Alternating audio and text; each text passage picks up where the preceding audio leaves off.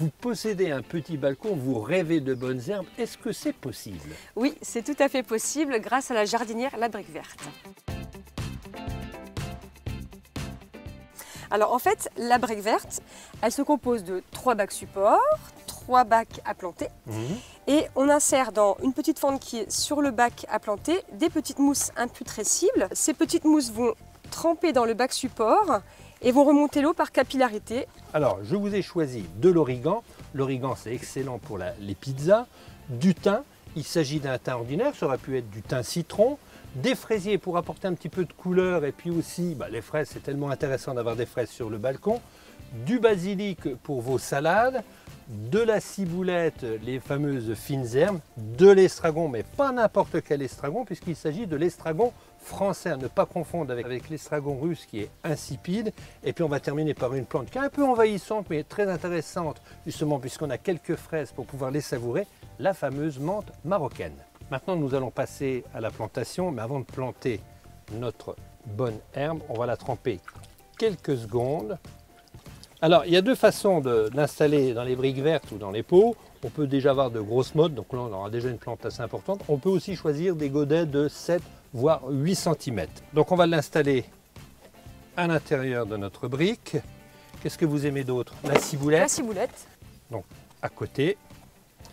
Voilà. Alors les fraisiers pour apporter de la couleur, et puis quelques fraises, ce qui est très important.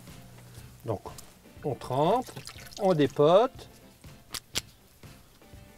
Donc, comme quoi c'est assez facile à installer, nos briques vertes, c'est tout simplement un système de rempotage et on complète avec un petit peu de terreau tout autour s'il en manque, surtout si les godets sont beaucoup plus petits. Alors maintenant, Stéphanie, ça va être à vous de planter toutes ces bonnes herbes. Très bien. Qu'est-ce que vous me proposez? Eh bien, on va commencer par un basilic. Oui. Alors donc, si j'ai bien retenu, donc je plonge le pot quelques secondes dans l'eau. Quelques secondes, voilà. Donc la motte est déjà bien trempée. Et hop, on le plante aussitôt. Voilà. Je le rappelle, le basilic, c'est une plante qui est fragile, qui ne supporte pas des températures en dessous de 10 degrés. Je vais prendre le thym. Alors le thym. Donc même chose. On le trempe. On le trempe quelques secondes. Et on l'installe. Alors c'est pareil, dans les variétés de thym, il existe beaucoup de variétés. On a parlé du thym citron, le thym ordinaire, il existe du thym orange, du thym serpolet. Il y a même des thym qui sont très décoratifs pour le feuillage. Voilà, je vais le mettre dans le coin parce que j'ai bien l'intention de mettre des fraisiers. On glisse la motte entre les deux. L'autre, je vais vous aider. Je trempe, je dépote, on appuie derrière, hop, et on plante. Il reste un petit peu de place? Un petit ici. Allez, on met les deux ensemble. Voilà, et on rajoute, bien entendu, du terreau entre les mottes. Et on termine avec le troisième module, avec de la menthe. Alors attention quand même à la menthe, puisque la menthe a tendance à prendre le dessus sur les autres plantes. Allez, on glisse la menthe, l'origan, toujours pour nos pizzas. Et on termine avec nos fraisiers. Voilà, on en a terminé maintenant avec la plantation des briques. Maintenant, il va falloir les installer, Stéphanie. Tout à fait. Alors, je vois qu'il y a une petite astuce pour installer ces petites jardinières. Il est plus facile de commencer par le bac du bas. Alors ensuite, donc, on insère la deuxième. C'est un jeu d'enfant. Et la puis, dernière. Le bac supérieur. Là, vous avez une petite patte de sécurité que vous allez donc mettre dans le bac supérieur.